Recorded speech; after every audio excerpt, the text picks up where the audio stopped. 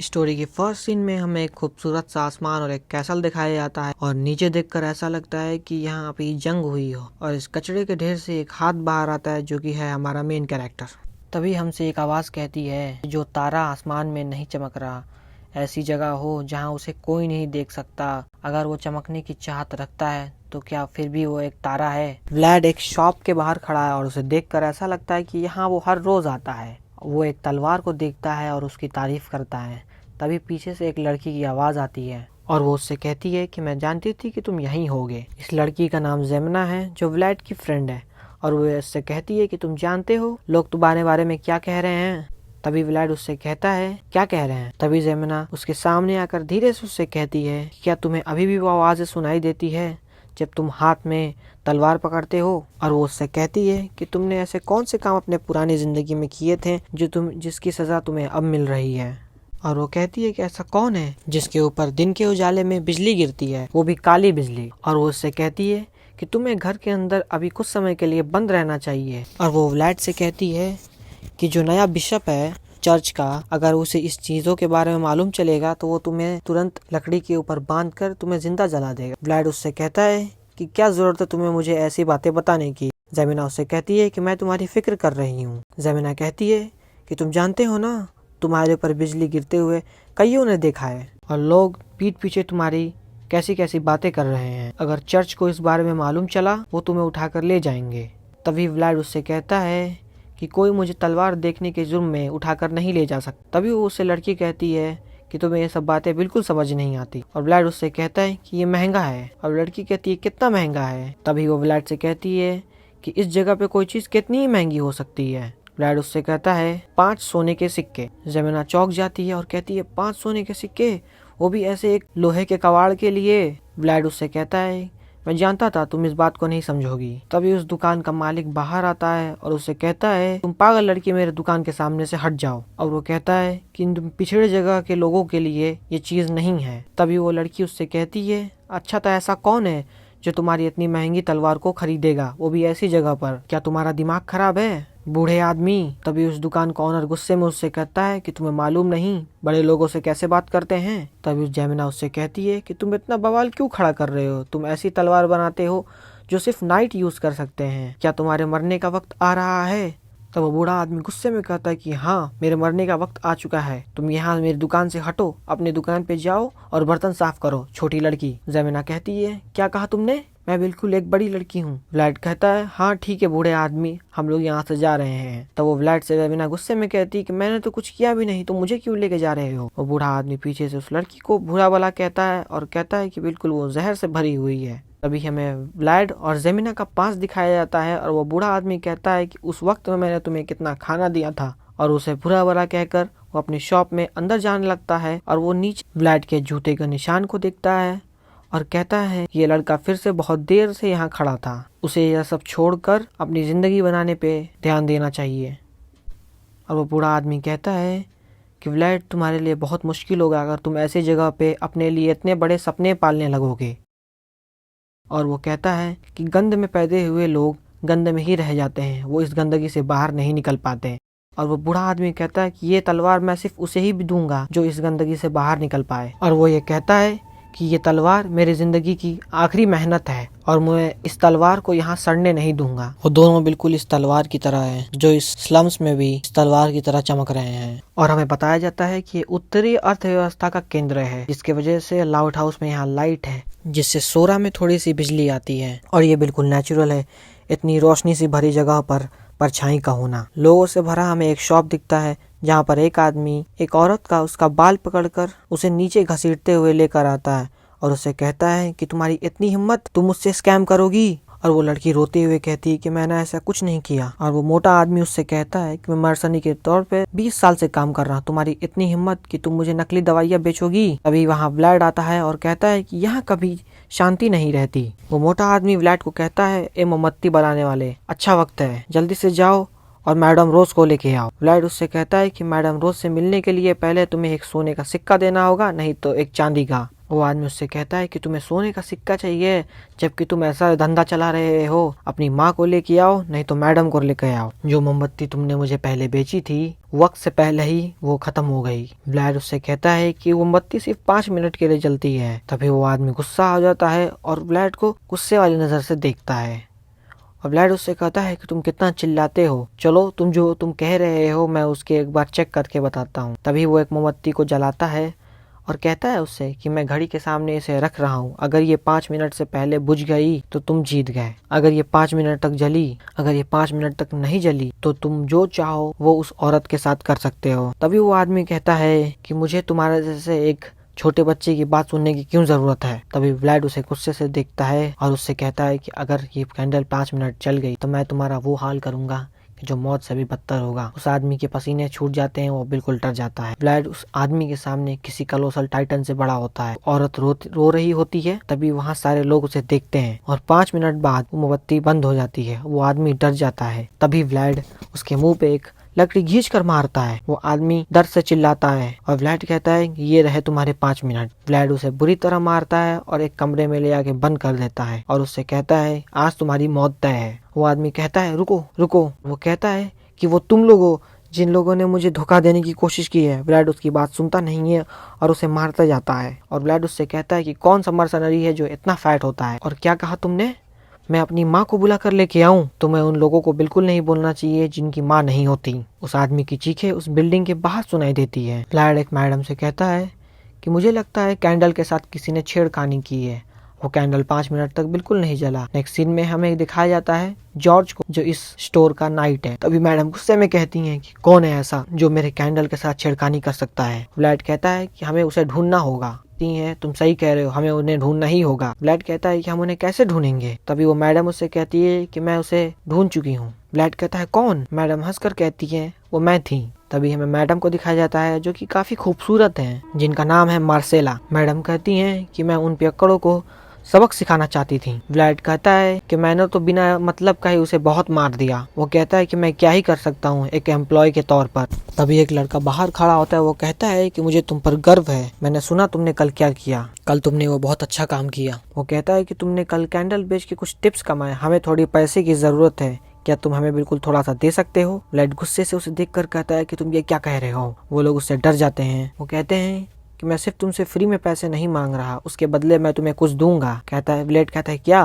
तभी व्लाड को वो लोग एक बच्चे को दिखाते हैं जिसे उन्होंने बहुत बुरी तरीके से मारा है, जो कि स्टोरी में हमें मालूम चलता है कि जो कि व्लाड का फ्रेंड है। वो कहता है कि क्या तुम इसे पहचानते हो। व्लाड से वो लोग कहते हैं कि हम इसे 40 चांदी के सिक्कों में देंगे, क्यों, ये सही डील है ना। व्लाड कहता है उसकी उंगली और एड़ी क्या तुमने काट दी हैं। वो आदमी कहता है कि नहीं, अगर मैंने काट दी होती तो मैं इसे यहाँ लेकर ही नहीं आता, मैंने इसे बस एक सबक सिखाया है। वो आदमी कहता है कि मैं जानता था मैं तुम पे डिपेंड कर सकता हूँ। व्लाड कहता है अगली बार से इन्हें यहाँ लेके आने की कोई जरूरत नहीं है, तुम उन्हें वहीं मार देना। वो आदमी कहता है कि हम लोग एक गैंग मेंबर है, मर्डरर्स नहीं। व्लाड गुस्से में कहता है कि तुम स्कैमर हो। वो आदमी अपने दोस्तों से कहता है मैंने कहा था ना व्लाड हमें पैसे देगा। वो वर्गन किट के ऊपर कंट्रोल रखता है। तभी व्लाड उस लड़के का नाम लेता है नेड, और लड़का डर कर बोलता है व्लाड आई एम सॉरी, मैंने बहुत सफाई से ये काम करने की कोशिश की मगर मैं पकड़ा गया। व्लाड उससे कहता है क्या तुम्हारी कोई हड्डियां टूटी है। वो उससे कहता है नहीं। तो यहाँ से जाओ, यहाँ क्या कर रहे हो। तभी वो लड़का कहता है व्लाड थैंक यू। व्लाड खुद से कहता है कि उस तलवार को खरीदने से मैं 5 सोने के सिक्के और पीछे हो गया। दूसरे सीन में हमें दिखाया जाता है कि व्लाड समुद्र के किनारे किसी से मिलने गया है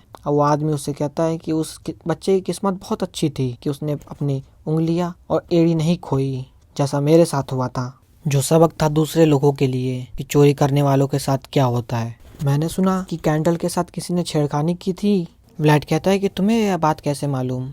वो कहता है कि मैडम का स्टोर यहाँ बहुत फेमस है, चारों तरफ अफवाह फैली है कि मैडम ऐसा बिल्कुल नहीं कर सकती। जॉर्ज को भी ये बात पहले से मालूम थी कि वो लोग ऐसा बिल्कुल नहीं कर सकते, मगर अगर उन्होंने किया है तो कोई उसका बहुत बड़ा कारण होगा। व्लाड कहता है कैसा कारण। कि 90% चांस है अगर लोग पैसा इकट्ठा करने की कोशिश कर रहे हैं, वो भी अर्जेंट मनी। तो वो व्लाड से कहता है कि तुम्हें थोड़ा सावधान रहना चाहिए, इसका एक ही रीज़न हो सकता है। अगर कोई ऑर्गेनाइजेशन बहुत तेज़ी से पैसा इकट्ठा कर रहा है तो उसका एक ही कारण है, वो है किसी और ऑर्गेनाइजेशन के अगेंस्ट वॉर करना।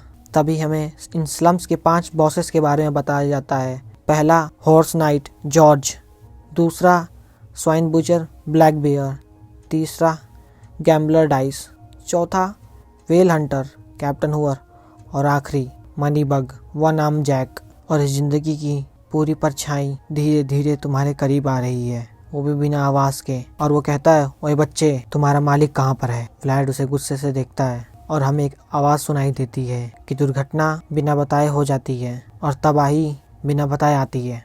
व्लाड जैक को देखकर शॉक हो जाता है और सोचता है, आखिर यहाँ पर ये क्या कर रहा है? क्या हम सच में इससे वॉर करने वाले हैं? ये सारी बातें उसके दिमाग में चली रही होती हैं। तभी मनी ग्रबर का आदमी जोर से चिल्लाता है और कहता है, तुमने सुना नहीं? मेरे बॉस ने तुमसे क्या कहा? और वो चीज बहुत गुस्से में कहता है। व्लाड उसे देखता है और सोचता है और फिर कहता है कि मैं तो सिर्फ एक मोमबत्ती बेचने वाला हूँ, मैं नहीं जानता जॉर्ज कहाँ पर है। तुम जाकर उसे खुद क्यों नहीं ढूंढ लेते? वो आदमी बहुत गुस्सा हो जाता है और कहता है, तुम्हारी इतनी हिम्मत कि तुम मुझसे ये कहो?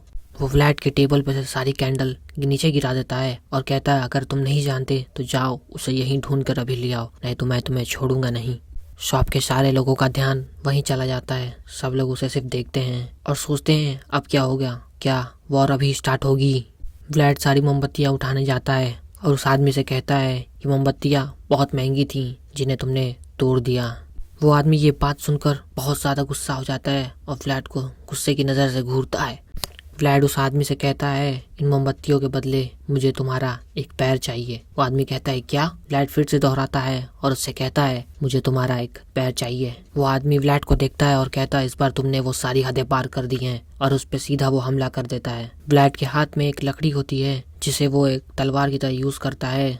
उस आदमी के पैर को वो मारकर तोड़ देता है और वहाँ वो रुकता नहीं, वो फिर से उस पर हमला करता है जब तक उसका पैर एक दूसरे से अलग नहीं हो जाए। और वो फिर हमले के लिए तैयार हो जाता है। इस बार वो उसके चेहरे पे बहुत जोर से मारता है जब तक वो बेहोश नहीं हो जाता।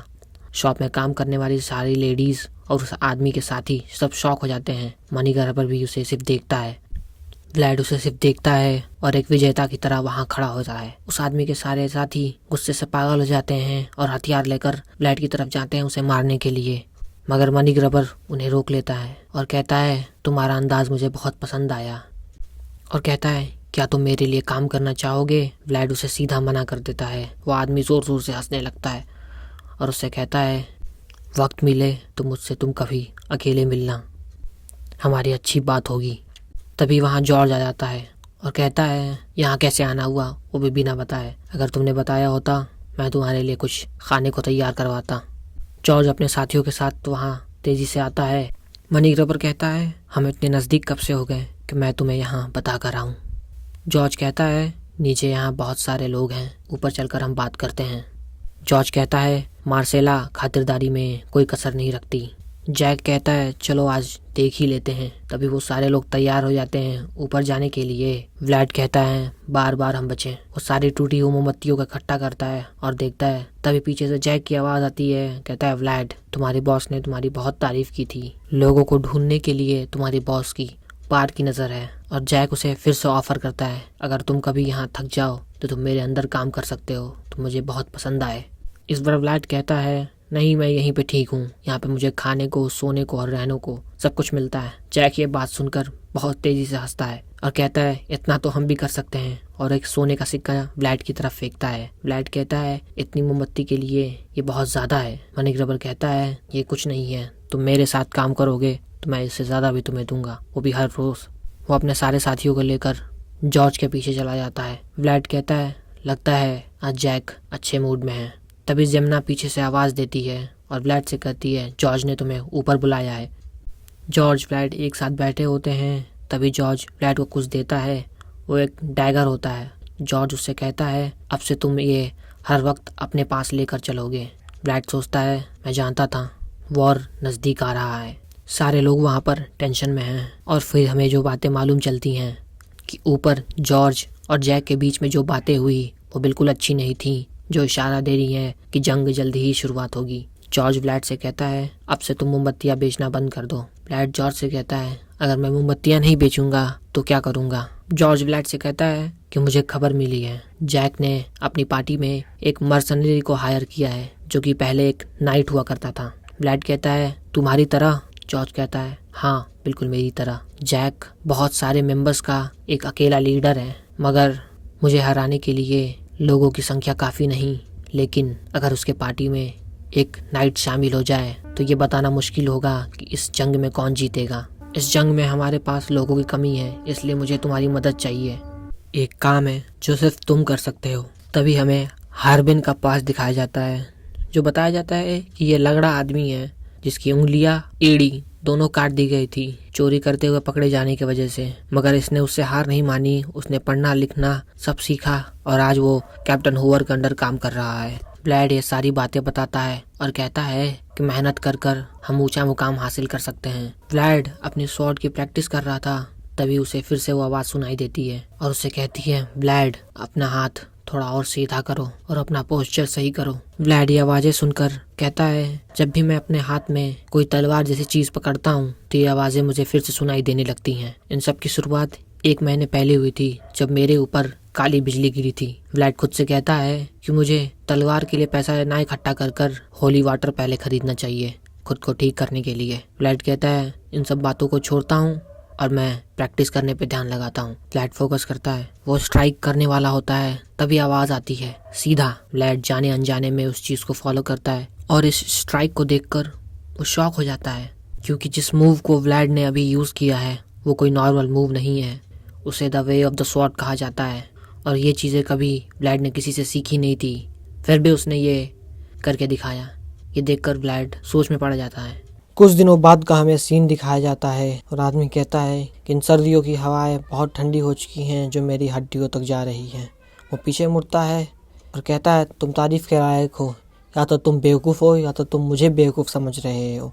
वो धीरे धीरे एक पेड़ के करीब पहुंचता है और कहता है कि मैं नहीं जानता तुम कौन हो, पर तुम बाहर आ जाओ, मैं यहीं पे हूँ। पीछे से एक आवाज़ आती है, वो बोलता है, सर स्टैंगा। वो आदमी बोलता है, हाँ मैं ही हूँ। तो वो तुम ही हो जिसे लोग ब्लैड कहते हैं? मैंने सुना था वो स्लम से है, सुनहरे बाल, नीली आंखें, कोई भी ये चीज़ें देख के समझेगा तुम एक नोबल परिवार से हो। ब्लैड सर स्टेंगा को एक लेटर देता है जो सर जोसेफ की तरफ से है। सामने वाली पार्टी में एक मर्सनरी है जो नाइट का भी हुआ करता था, तो इसलिए आज सर जोसेफ को मेरी ज़रूरत है। चलिए मैं आपको रास्ता दिखाता हूँ, हम 2 दिनों में वहाँ तक पहुँच जाएंगे रात के वक्त। क्या तुम मुझे रास्ता दिखाओगे?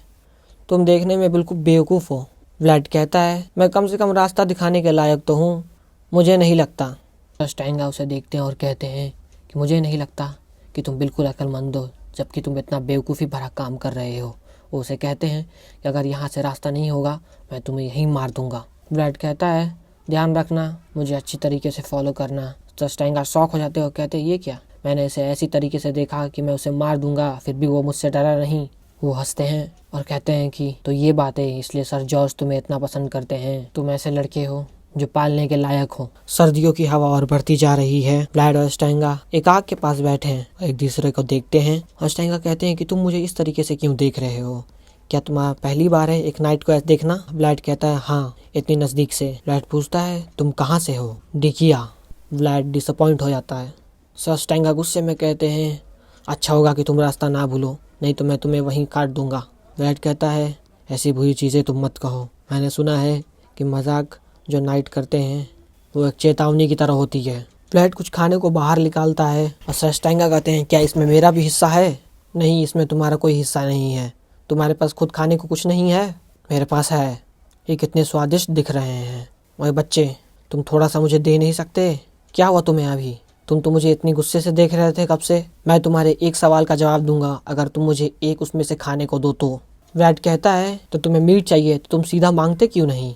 बच्चे, मेरी भी कोई इज्जत है। नाइट तभी कुछ ले सकते हैं अगर उसके बदले में हम उन्हें कुछ दें।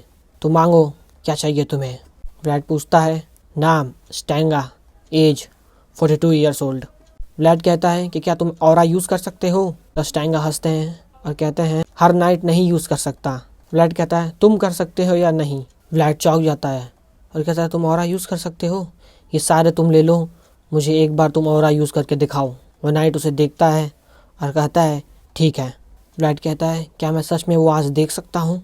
वो नाइट एक सीधे पोस्चर में खड़ा होता है और कंसंट्रेट करता है। ब्लैड उससे पूछता है, तुम अपनी आंखें क्यों बंद कर रहे हो? सर स्टैंगा कहते हैं, मुझे अपनी आत्मा के अंदर से अपनी दुनिया को बाहर लाना होगा। ध्यान से देखो बच्चे, हो सकता है तुम्हें ये फिर देखने का मौका ना मिले। व्लाड चौंक जाता है। वो पहली बार औरा को देखता है और कहता है ये कितना खूबसूरत है। व्लाड कहता है तुम्हें अपने कपड़ों पे थोड़ी मिट्टी लगाने की ज़रूरत है, नहीं तो लोग हम पर शक करेंगे अगर तुम नाइट की तरह दिखोगे तो। मुझे कहा गया था तुम्हें इस रास्ते से मैं अंदर लेकर आऊँ। जब हम वहाँ पहुँचेंगे तो मैं तुम्हारे लिए नहाने का पानी तैयार कर दूँगा। वो लोग अंदर चलते हैं। स्टेंगा कहता है वहाँ बहुत शांति है। व्लाड बोलता है रात का वक्त है, यहाँ पे इतनी ही शांति होती है। सर स्टेंगा कहते हैं कि यहाँ हर वक्त हमेशा ऐसे ही होता है। व्लाड कहता है नहीं, यहाँ कुछ तो गड़बड़ है, लगता है यहाँ पहले ही जंग हो चुकी है। हम यहाँ से अलग हो जाते हैं, मैं तुम्हें पीछे के रास्ते से मिलूंगा जो सिर्फ हमारे लोग जानते हैं। बच्चे तुम कहाँ जा रहे हो? सामने के रास्ते से जा रहा हूँ, आप इधर ही खड़े रहो। व्लाड हाफते हुए अंदर जाता है और देखता है दुकान में सब कुछ फैला हुआ है। सर जोसेफ उससे पूछते हैं तुम यहाँ आराम से पहुँच गए ना? मनी बगर ने यहाँ अटैक किया था। व्लाड कहता है सर जोसेफ आप ठीक तो हैं? काफ़ी वक्त हो गया मुझे एक असली नाइट से लड़े हुए। सबसे ज़रूरी बात, क्या तुम उसे लेकर आए? हाँ, वो मेन गेट पे ही खड़ा है पीछे के रास्ते से। अब तक उसे पहुंच जाना चाहिए था।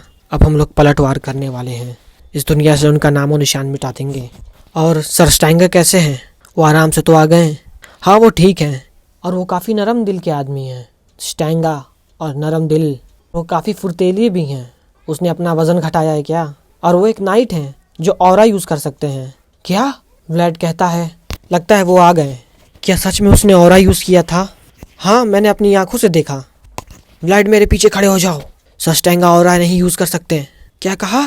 काफ़ी दूर आ चुके हो तुम जोसेफ, बहुत वक्त हो गया तुमसे मिले हुए। कुछ दिन पहले का हमें सीन दिखाया जाता है। वो आदमी अपनी तलवार पोंछते हुए खुद से कहता है लगता है मैं भी बूढ़ा हो रहा हूँ, अभी सर्दियाँ मुझे भी महसूस होने लगी हैं। और वो पीछे मुड़ के देखता है और हमें मालूम चलता है कि सर स्टेंगा को इस आदमी ने बहुत पहले ही मार दिया था। व्लाड को पीछे खड़ा होने के लिए कहते हैं। वो आदमी सर जॉर्ज से कहता है तुम बहुत बदल चुके हो। सर जॉर्ज उस आदमी से कहते हैं आखिर तुम यहाँ पे कर क्या रहे हो और तुम मुझे क्यों वापस से ढूंढ रहे हो? वो आदमी जॉर्ज से कहता है क्या तुम्हें मालूम नहीं काउंट गैडर की मौत हो चुकी है? ये बात कहते हुए वो एक गिलास में शराब भरता है और जॉर्ज से कहता है कोई बात नहीं, जल्दी ही ये बात पब्लिक हो जाएगी और सबको मालूम चल जाएगी। जॉर्ज उस आदमी को सिर्फ देखता है और जॉर्ज से कहता है ये जाम मरे हुए काउंट गाइडर के नाम। जॉर्ज ये बात सुनकर बहुत गुस्सा हो जाता है और कहता है मैं तुम्हें छोड़ूंगा नहीं। जॉर्ज उस आदमी पर हमला करता है, मगर जिस जगह वो आदमी खड़ा होता है वहाँ पे सिर्फ धूल नजर आती है। वो आदमी पीछे खड़ा होता है और अपनी बात पूरी करता है और ये जाम नए काउंट सेगमेंट के नाम। तभी हमें उस आदमी का नाम मालूम चलता है। जॉर्ज गुस्से से चिल्लाता है गॉडविन। उन दोनों की तलवारें एक दूसरे से टकराती हैं जिसके फोर्स से चारों तरफ तहस नहस हो जाता है। गॉडविन सर जॉर्ज से कहता है भागे हुए नाइट तुम्हारे लिए ऑर्डर है, सर सेगमेंट ने तुम्हें अपने काम पे वापस बुलाया है। ये बात सुनकर जॉर्ज गुस्सा हो जाता है और उससे कहता है सेगमेंट असली काउंट नहीं है। ये बात कहकर वो उस पर हमला करता है। सर गॉडविन कहते हैं मुझे मालूम था तुम सीधी तरीके से नहीं मानोगे और ना ही सर सेगमेंट चाहते हैं कि तुम सीधे तरीके से वापस आओ। ये बात कहकर वो सर जॉर्ज को पीछे ढकेलते हैं। चारों तरफ तबाही होती है। ये लड़ाई देखकर साफ मालूम होता है गॉडविन सर जॉर्ज पर बहुत भारी पड़ रहा है। जॉर्ज बहुत कोशिश करता है उसे पीछे ढकेलने की, मगर कुछ होता नहीं। व्लाड मार्सेला को लेके बाहर निकलने की कोशिश करता है। वो बाहर आया ही होता है, नीचे से उसके दोस्त उससे पूछते हैं व्लाड ऊपर क्या हो रहा है? व्लाड उन्हें देखकर थोड़ा सा रिलीफ होता है और कहता है जल्दी सब लोग ऊपर आओ, सर जॉर्ज को तुम्हारी। उसकी बात अभी पूरी ही नहीं हुई रहती, बगल से सर जॉर्ज नीचे की तरफ गिरते हैं बेहोश की हालत में। पीछे गॉडविन खड़ा होता है जिसके ऊपर एक भी खरोच नहीं है और वो कहता है जॉर्ज तुम आज भी नहीं बदले, तुम्हारा फैसला लेने का तरीका आज भी बेवकूफी भरा है। जॉर्ज बिल्कुल लड़ने की हालत में नहीं होता। सर गॉडविन उसे ऊपर से देख रहे होते हैं। जॉर्ज उठने की कोशिश करता है। गॉडविन मौत की तरह सर जॉर्ज को ऊपर से देख रहा होता है। पीछे से गॉडविन पर कोई हमला करता है, वो उसे बहुत आसानी से रिफ्लेक्ट कर देते हैं। तभी हमें दिखाया जाता है कि वो व्लाड है। सर गॉडविन व्लाड को देखकर इग्नोर करते हैं और नीचे की तरफ कूदते हैं सर जॉर्ज की तरफ।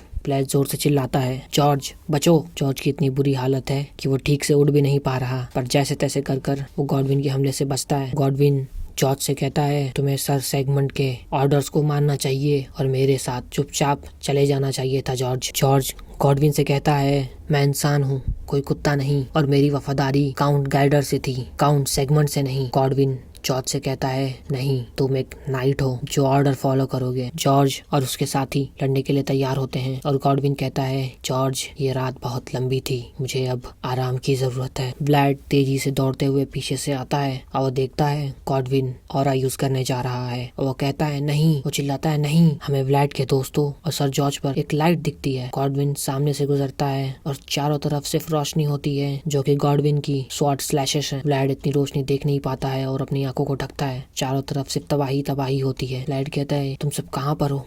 वो देखता है चारों तरफ उसके परिवार की लाशें पड़ी हैं। ये देख के वो बहुत गुस्सा होता है और उसे अपनी आंखों पे विश्वास नहीं होता। जो आदमी उसके लिए सबसे ताकतवर था, जिस आदमी ने ब्लैड को एक पिता का प्यार दिया था, जिस आदमी ने ब्लैड को एक घर दिया था, उस आदमी का कटा हुआ सर वो सर गॉडविन के हाथ में देखता है। ये देखकर ब्लैड अपनी सारी समझ खो देता है और पागलों की तरह वो गॉडविन पर हमला करता है। गॉडविन ब्लैड की तलवार चलाने के तरीके को देखता है और शॉक हो जाता है। ऐसी पिछड़ी जगह पर इस बच्चे को the way of the sword कैसे मालूम? और कहता है बहुत अच्छे। ब्लैड कुछ सुनता नहीं और कहता है गॉडविन मैं तुम्हें जिंदा नहीं छोड़ूंगा। गॉडविन ब्लैड पर हमला करता है और एक ही बार में ब्लैड बुरी तरीके से घायल हो जाता है। गॉडविन सिर्फ उसे देखता है और कहता है तुम्हारे अंदर टैलेंट है इस स्वॉर्ड के लिए। तभी ब्लैड को वो आवाज सुनाई देती है जो उससे कहती है बच्चे सांस लो, तुम बेहोश नहीं हो सकते। ब्लैड बहुत दर्द में है। गॉडविन कहता है तुम्हारे अंदर बहुत टैलेंट है, मैं तुम्हें अभी नहीं मार सकता, भले ही तुम मुझसे बदला लेने के लिए क्यों ना आओ। पीछे का हमें सीन दिखाया जाता है जहाँ हमें मालूम चलता है कि सर जॉर्ज गॉडविन के कभी टीचर हुआ करते थे और वो गॉडविन से कहते हैं कि उन चीजों पर नजर रखना